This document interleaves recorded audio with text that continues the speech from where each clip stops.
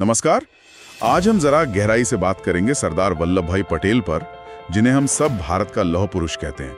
हमारे पास एक स्रोत है, सरदार पटेल भारत के लौह पुरुष, उसी से कुछ खास बातें लेकर आए हैं जी। कोशिश रहेगी कि समझें कि पटेल आखिर थे कौन, आजादी की लड़ाई में क्या किया उन्होंने, और हाँ, वो जो भारत को एक करने वाला काम था, मतलब क्यों उन्हें लौह पुरुष कहा गया, ये सब हमारे स्रोत के नजरिए से। बिल्कुल, और स्रोत उन्हें दिखाता भी है, मतलब कई पहलुओं वाला व्यक्तित्व, एक कामयाब वकील भी, एक मजबूत नेता भी, और संगठन बनाने में तो माहिर थे ही।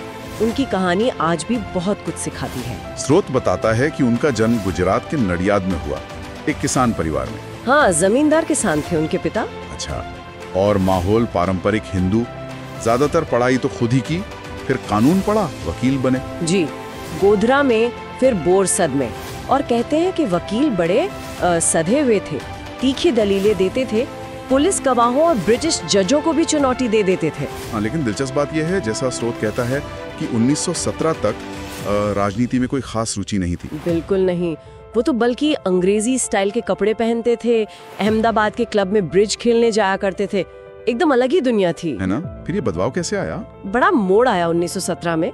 गांधी जी से मिले और उनसे बहुत प्रभावित हुए। अच्छा। उन्होंने फिर गांधी जी का रास्ता अपनाया, सत्याग्रह का।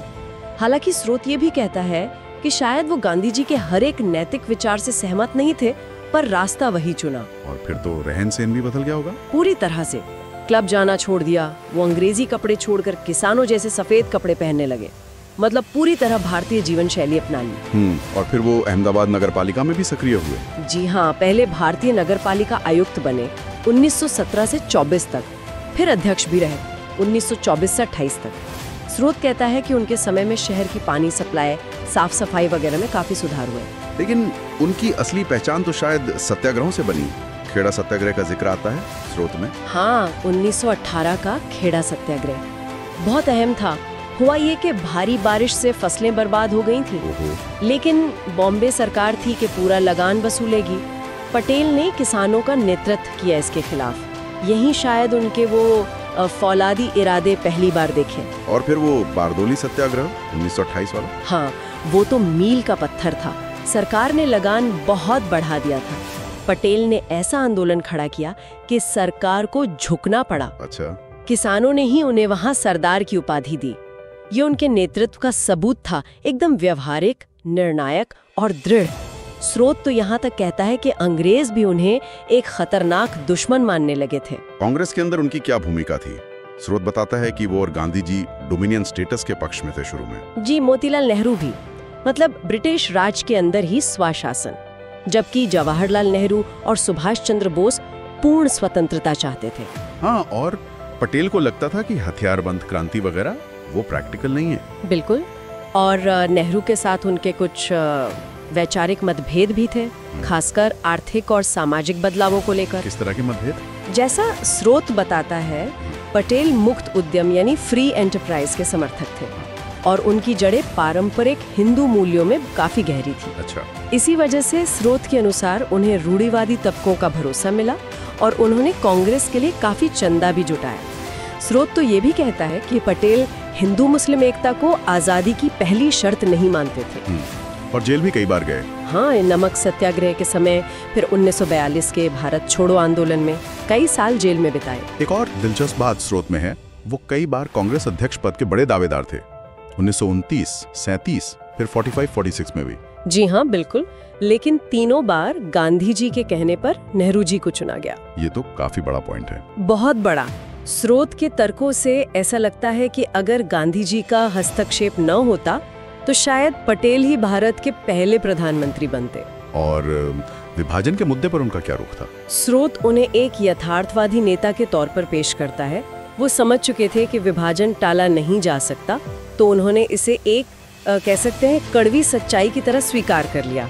मानते थे कि पाकिस्तान का अलग होना शायद भारत के हित में ही है। फिर आजादी मिली और उनकी भूमिका और बढ़ गई। उप प्रधानमंत्री बने, गृह मंत्री भी। हाँ, सूचना और प्रसारण मंत्री भी, और राज्यों के मामलों के मंत्री भी।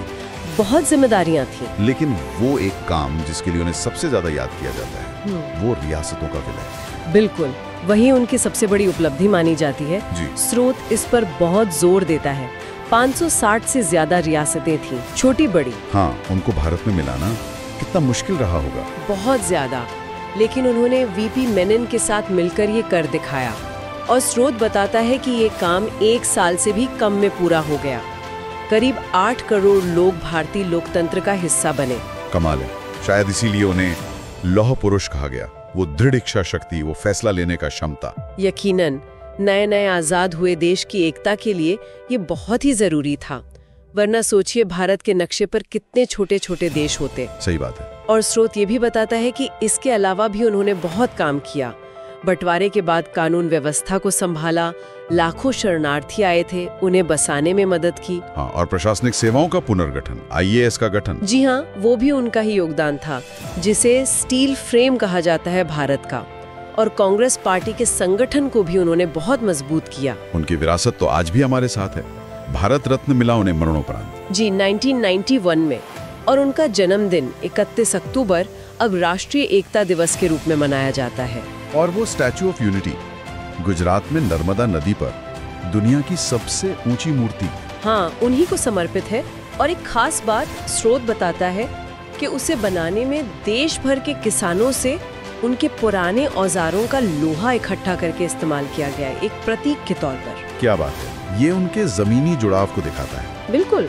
तो अगर हम स्रोत की बातों को समेटें तो सरदार पटेल एक स्वतंत्रता सेनानी थे, एक बहुत काबिल प्रशासक थे, और सबसे बढ़कर आधुनिक भारत को एक करने वाले नेता थे। जी हाँ, और ये सब सोचते हुए एक सवाल जहन में आता है।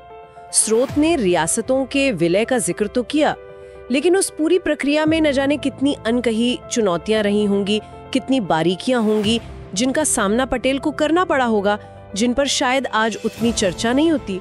सोचने वाली बात है ये।